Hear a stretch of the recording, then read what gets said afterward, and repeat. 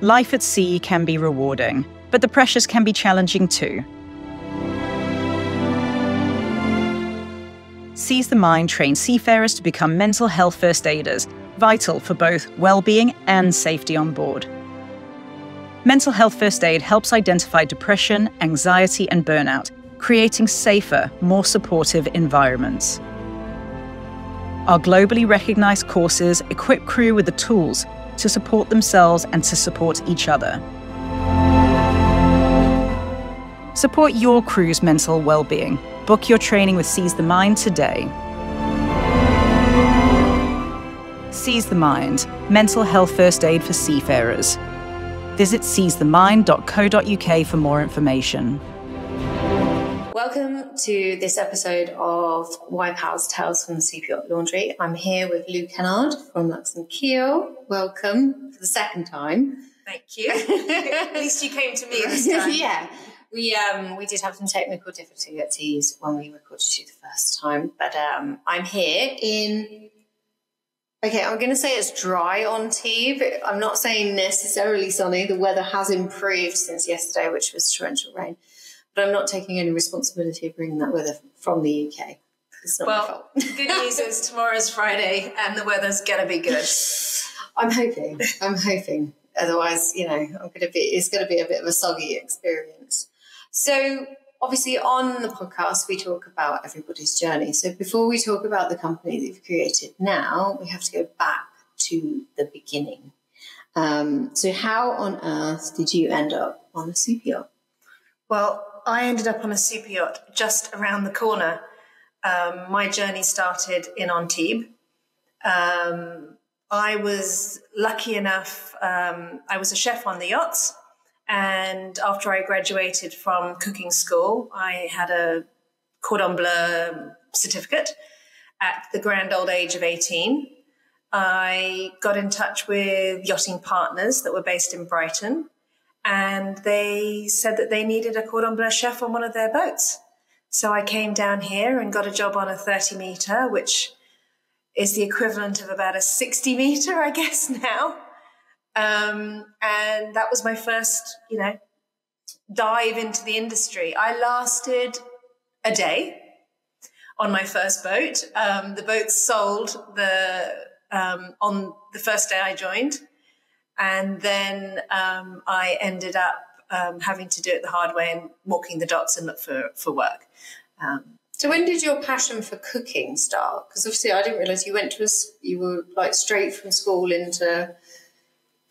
becoming a professional chef. Was that the dream? Yeah, it was probably the only thing I was actually half decent at. I did it at school, and I grew up in Southeast Asia, and a lot of the dinners there would go on for 8 courses, 9 courses. And of course, as a young kid, I got bored quite quickly and would find myself standing at the kitchen door of these crazy restaurants with woks going, flames flying high. And just always found it fascinating and grew up around amazing food. And was really, really lucky to live in these amazing places with amazing culinary diversity. So cooking was something that, I was drawn to. Food. And then obviously went back to the UK to study? Or? Yep, I did my cooking course in the UK. And then my family have always been keen sailors, and so my vision was to be on some fast sailing boat and sail across the Atlantic and, all that sort of stuff, but ended up on a motor yacht and then thought, the beds are way nicer on these boats. Sorry. I'm sure in the galley. And the galley doesn't move as much. This is way more practical. What was I thinking? Thank you, YPI. So, funny how it goes. And I never worked on a sailing boat, but that's what I imagined. But I'm sure, someone listening to this had a totally different. Can you remember what the cooking experience was like? So obviously you've come from like formal training, I would say, to working on board. Can you remember how it felt like as in, the job? Because obviously I should imagine when you have formal training, there's a you have a repertoire and a menu, and you do what's on the menu. Whereas on boats, it can be a bit. Again, that part didn't faze me. The hard part was going to a supermarket in a different part of the world. And I remember one time I was looking for aspic. I was going to make this lovely, berry terrine, and it was all very Delia Smith and very lovely. And I accidentally bought fish aspic instead. And it had a bit of a funny taste. Good old Delia Smith. There's another episode where she actually is mentioned, so you'll have to watch out for that. There you go. I do know Delia Smith. For anybody who's not in the UK, she was, we say, a cookery legend at the time. Yeah, still is. Everybody had her book, and my mum still makes her Christmas cake. Me too. Religiously. Me too. So yeah, any chefs out there, Delia, she was it back in the day. Before the internet, I imagine most chefs walked around with Delia Smith cookbook. Yeah, totally. Yeah, that's all we had. Recipe books were joining a boat. I'd have to have my knives, my cookbook. There wasn't any of this scrolling and having it all on file, and totally different. So your first impressions of the industry, can you remember what you were? So you're young, you're on board. 18 years old. I'd come from sort of quite a structured schooling system. So I'd been at boarding school, and I think that did help a lot with getting you used to the yachting industry, because, you're told what time to get up, what to wear, and all of that. So it wasn't too big of a transition for me. But what was a big transition was when I was asked to do cook stewing. And I was like, well, how hard can this be? And I wasn't the world's best stewardess, that's for sure. So I stuck more. We did a couple of seasons down in the Caribbean that I was the cook stew, and I'd have to serve the starter, then run down and straighten up the beds and fold the towels, and then run back up, and the boys would clear the starter, and I'd make the steaks and put them out. And it's a real young person's It is a young person's job, but anybody who decides to do a chef stew position is mental. Yeah. Well, it was a 25 metre. There was 3 crew doing everyone's job halfway through cooking. They want to launch the tender. They want to launch the jet skis. No. You had to stop what you were doing. But it was the good thing about the smaller boats is you're much more involved with the guests. Yeah. You end up sort of, making a cocktail for yourself as well as making one for them. I can guarantee there's people out there that, I don't remember them, but they will remember us for making their family dream come true. So that's really nice. I really like that. And on a bigger boat, at the end of a 2-week charter, half of them don't even know your name. Yeah. It's, that's so true. There's more of a family vibe. Yeah. You become part of their family temporarily. Yeah. And it's nice when guests treat you that way. Yes. Rather than just a servant. Yes. Not always, yeah. So from your heyday on board, what was can you give me a couple of highlights, like best places, best experiences? Gosh, we did some really cool trips. I love New England, Newport, Rhode Island, Nantucket, New York, coming into New York on a boat and seeing the Statue of Liberty. That's definitely a huge tick on the bucket list. We did the Great Lakes, going through all the locks. And one in the morning you're in Canada, and in the afternoon you're in America. I don't think the captain enjoyed that part too much, but it was really cool. Brilliant trip. We went to inland all the way to Tennessee for a boss because he wanted to watch a football game and he wanted to show off his boat. And it took us 3 weeks to go inland with this boat and staying every night on these little rickety docks. And it was total ad-libbing. So that was really cool. I've had some big lows. We've had a guest have a heart attack and die in front of us. That was pretty tragic. And we were in the Tobago Keys down in the lower Caribbean, and no access to any real hospital care. So that was quite tragic. Christmas Eve. Oh my God, Christmas Eve. Yeah, it was horrendous. So I was going to say to you, because obviously when you were on board, I don't want to give lose age away, but there was no internet or satellite phones. Or, no, so it was fax machines. Yeah, so you were out there. It was proper Wild Yeah. West. Did you feel vulnerable at any time? Were there any moments where you were like, "Oh my God, I'm a teenage girl in the middle of nowhere"? Because we just didn't know, did we? You're just that solidarity, and you're all together. You all look out for each other. You know, yes, mobile phones and the internet and everything, it's great because, you know, you feel so much more connected to your family wherever they are in the world, and they can check in with you and you can show them FaceTime where you are in the world, and, you know, you don't miss people as much because you can see them whenever you want. But, you know, you sort of lose a little bit of that adventurism. Freedom. Yeah. Yeah. Did you feel free when you were on board? We had a great time. I loved pretty much every minute, I have to say. I was on board yachts for 13 years. I was pushed off 6 months pregnant with twins in the Monaco boat show. That was the end of that.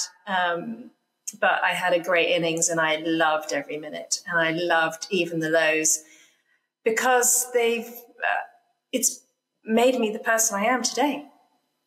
So where did the romance come in? So I'm going to say, I was going to ask you, when did it change and you wanted to leave? I think your story is, when did you meet Mr. Right? Oh, season 2. Season 2, episode 1. Yeah, season 2. So pretty much my whole career was working with my husband. So were you chef, husband? Sorry, chef captain. Chef captain. Captain. Yeah. Oh, nice. Yeah, so it was quite good. I had my own little corner, my own little department. So did he have any magical lines or anything, or was it just a slow burn? No, gosh. He interviewed me down here in Antibes, and then said, you know, do you want the job or not? And I was like, oh, well, I can't decide, because I went for another interview on another boat, so I'm not sure. I'll meet you at 5:00 at the Bar de Port. The Bar de Port is now an ice cream parlour, but it's just through the archway as you come from the International Quay in Antibes. And I met him there, and I was like, oh, I can't decide what boat to choose. And this is out of character for me, because I know what I want usually. And I thought, well, he's really cute, but the other boat had more money. Oh, what do I do? So I tossed a coin and I said, tails, I'll take the job with you. And tails it was. It's a true story. Way. You literally flipped a coin. I flipped a coin. That could have sent you in a completely different direction. Sliding doors moment there. Wow. Flipped a coin. Yeah. That's quite epic. That is quite epic. Because it panned out the right way. It worked out all right. Lucky. Yeah. So, like I said, the reason why I didn't ask, had it changed? You know, did you feel like you wanted to leave, or did you just end up pregnant? Or a bit both? Ended up pregnant, but with the realization that 1 minute I was the youngest on board, and then I turned around and I was the oldest. And then I thought, well, you know, this can't go on forever. And sadly, that's really the reality of, you know, I know some awesome chief stews that are still in the industry. Paula, and there's some brilliant pursers out there that are still in the industry. So yes, they've forged a career, but they've worked really hard at it. But for the most part, there's a shelf life. There is a shelf life. for the majority. Yeah. So you're pregnant with twins. Where are you going? Back to my Fort Lauderdale. So home became Fort Lauderdale. Yeah. Yeah. And then after that, Italy. And then we've been now 13 years in France. Did you give birth in America? Yeah. Yeah. How is it, like, did you have any family around you? Any support? Nothing? No. No. Husband, at least? He landed the night before. Oh, and I was told I had a month to go. Yeah. There's a pattern here, isn't there? So landed, like, so obviously Fort Lauderdale, now you're in France. Obviously raising twins, I imagine, is pretty hectic. Do you think your time on board helped you with managing twins? Are they like guests? Yes. You know, the old spreadsheet did come out when it came to nap times and who went to the loo when and how much milk this one had and that one had. So I think my organisational skills that you have to learn on a boat definitely came into play. And sleep deprivation was something I was used to. Do you think it gears you up? I don't think it prepares you completely. No, but it definitely, the long hours, the sleep deprivation, difficult guests.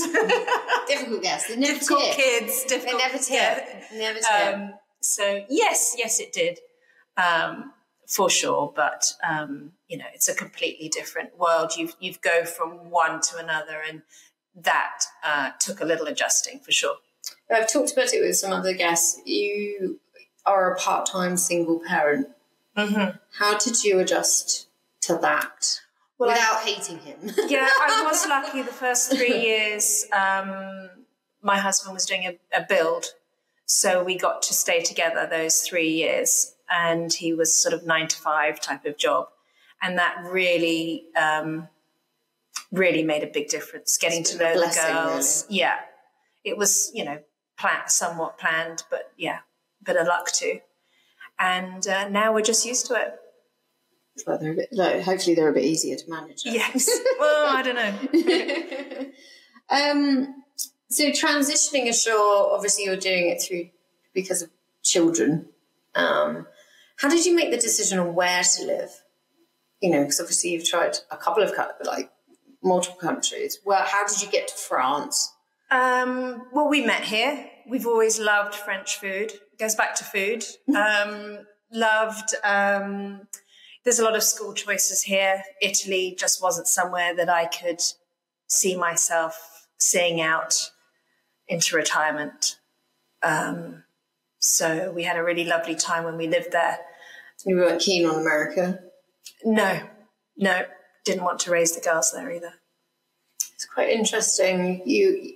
When you've travelled as much as obviously yachties have, you know what will fit. Yeah. You spent a decent amount of time in various. And it's very expat here, and a lot of us, us mums are here in the summer. We've all, the husbands are out at sea or the partners, whatever. And so there's a real, again, going back, most of them are ex-yachties. There's a real sense of community that we all help each other out. We look after each other. Our kids play together. Kids go to school together. So that I could, and being an expat myself, I could see myself, I fit here.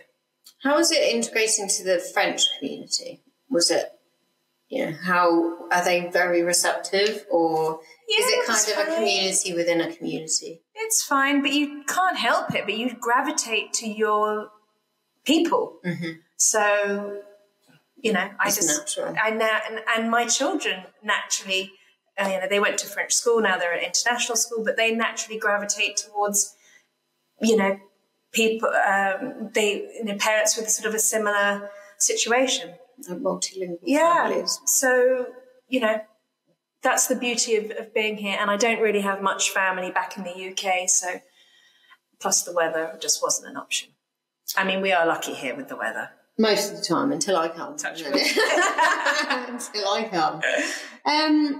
So obviously you've got twins. Mm-hmm. You know, when did you want to go back to work? What did you want to do? Any ideas? Obviously, I imagine chefing was off the table because of the hours, the pay. I don't know. I just wanted to still be me. Didn't want to lose my identity, and it wasn't something that actually anyone ever told me. It was just like, I still want to do what I want to do. I still want to be me and have my thing.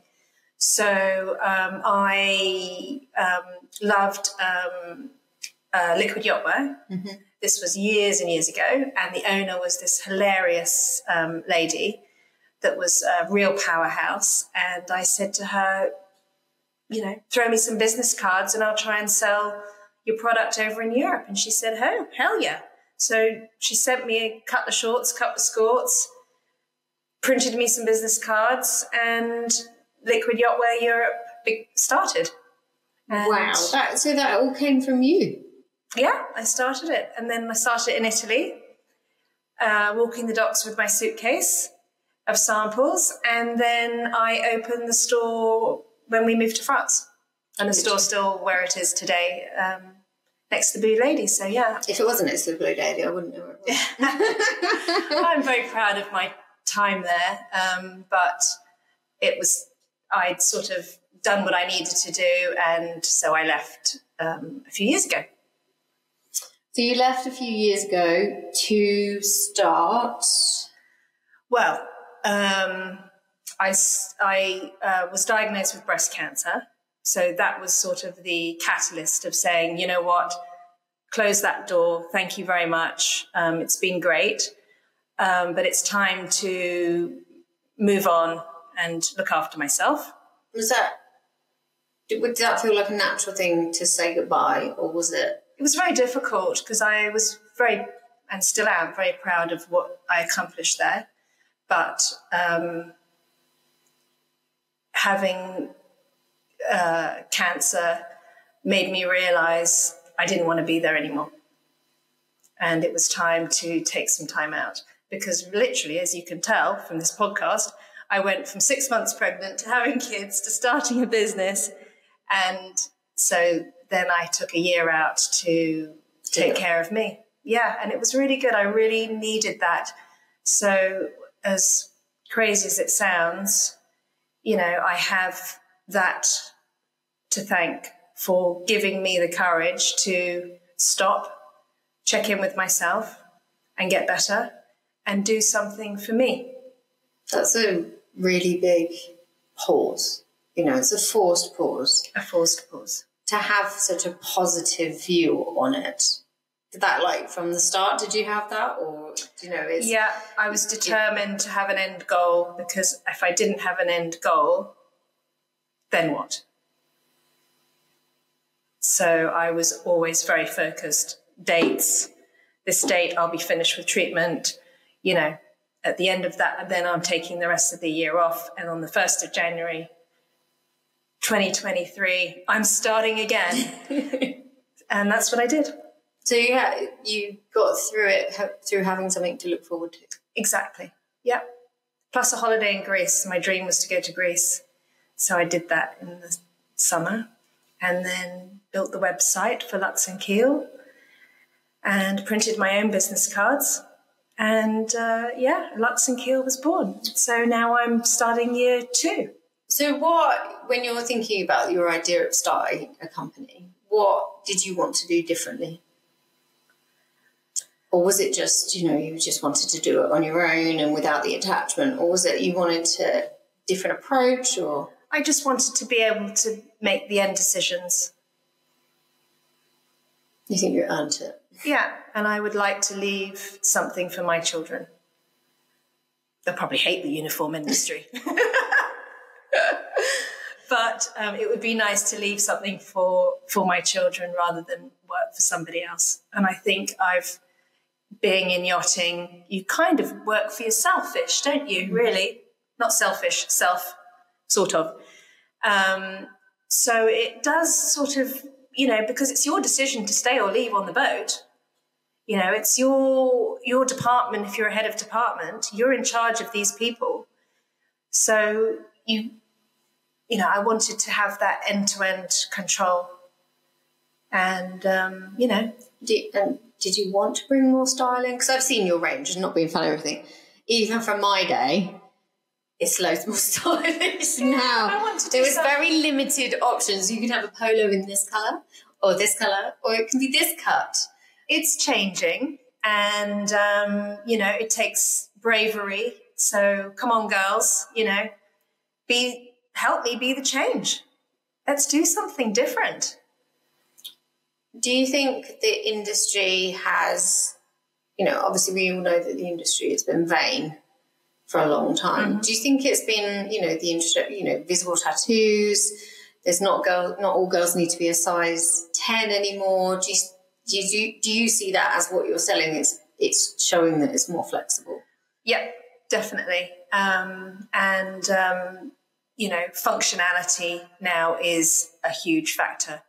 It's got to be, you know, practical, breathable, comfortable. You know, no one ever asked us if our uniform was comfortable. No, those shorts, the tiniest waist and the most horrendous short bits. You know, the skirts in the beginning was so hot back in the day. There was no breathability. No one ever asked us if we were comfortable. So now all of that is coming in. But yeah, it'd be nice to see us not having to wear polos every day. Nothing wrong with a polo, but a little bit more imagination. No, it's going. It's happening. It's happening. Yeah, and it's great to see. It's nice to see the change. What would you now? So obviously starting again. You know, obviously when you started liquid wear, you had obviously them to rely on. Now doing it for yourself, you're becoming an entrepreneur, like, I know obviously you started that, but like a pure entrepreneur, you've designed everything, done everything. Mm-hmm. What's the biggest lesson that you've learned from doing it all by yourself? Baby steps, one thing at a time. Take time. It's nothing happens overnight. You've got to get all your ducks in a row and stay true to who you are and what you're about. What's the advice that you'd give any lady that is thinking about starting her own bit, or in the beginning right now? Preparation. Make sure you're prepared. Make sure you know what you're getting yourself into. Don't think that you're going to open a yoga studio and you're going to get, 20 sign-ups on the first day. That's not going to happen.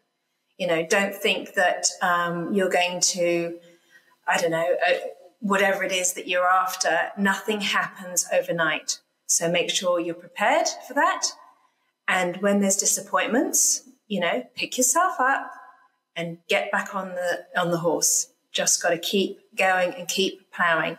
And you've got to give yourself time and make sure you have enough money in the bank to support yourself during this time, because you don't need that added stress to make you go jump back on a boat. Because I've heard that before, girls saying, I tried, I gave it 3 months, and then I went back for another season.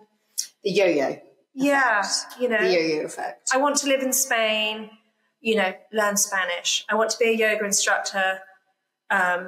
During your time on the boats, just, do some courses, get that experience, then, do some retreats, get involved with some people. You want to be a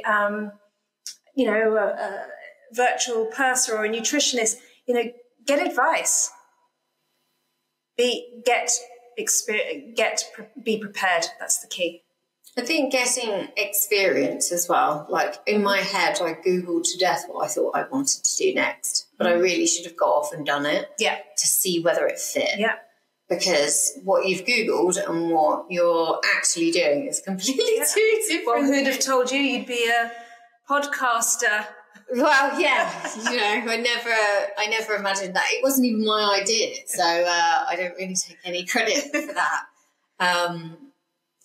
Well, it's great. It is it is an interesting experience. So, you know, I've said this on other episodes, like my name is now Pivot, Cherise Pivot even, because I felt like the business has pivoted. And I think we've talked about it just before we started recording the podcast. When you've got a true identity and you've got a true, you know why, you know, what you're trying to achieve and why you're trying to achieve it. Like you have a real need, you've seen a need, you've got an answer to that need, then the rest is, you know, it comes. Marketing. Yeah. Well, and it's, you know, if you think you're going to go left, you know, you might turn right instead. And this is how it develops. Don't be afraid of the change. You know, let it come to you. Let it be open to ideas. And embrace the bad days. Yes. Embrace the bad days. There's plenty of those. Plenty of those. Would you, what was like looking back on your career on yachts? Would you have changed anything? Would you have done anything differently? Gosh. Well, if I'm thinking about it, then the answer is probably no. But when I started on yachting, remember there was no training courses, no STCWs, no flower arranging courses, no chefs, cooks, certificates, none of that. None of it. You just decided to go. You just got on with it, and you all rallied together. So yeah, there's been some big changes. The industry I left isn't the same. Talking about changes, like what are the positive changes you've seen in the industry? Well, I think boats are safer now, for sure. I think there's more access for crew to better themselves. There's more room for growth. A lot of the owners now are open to the idea of rotation, which in our day we had 3 weeks holiday a year. Apart from that, we worked, and they didn't seem to understand, my father included, by the way, didn't seem to understand that when the guests aren't on board, they think you do nothing. That's when the real work kicks in, and the maintenance and the this and the that and the traveling. And so I think there's more crew longevity with rotation. I think obviously I'd heard of captains, maybe first officers getting rotation. Yeah. But when I was on board, not a chance for any female crew. No. Like definitely not the interior. Yeah. Chefs, again, you'd have to have a very special relationship with the owner to probably get that. But I'd never heard of, the lower ranks, and definitely not the interior. It was never on radar. So that's an improvement, because it is tough living in those tight quarters. So, yeah, hang in there. It's nearly holiday time. It's nearly holiday time. Do you think it's going to become a safer space for women as well? I don't know, because I'm not on board. You wouldn't like to say? I couldn't say. No. No. We like to obviously finish off with a couple of questions. So in the next, if we have this conversation again in 5 years, what's happening for you? What do you envisage? Oh, well, I've got my cool warehouse. It's all decked out with my showroom. You girls will all be checking out my showroom. We'll have some fun stuff. Hopefully,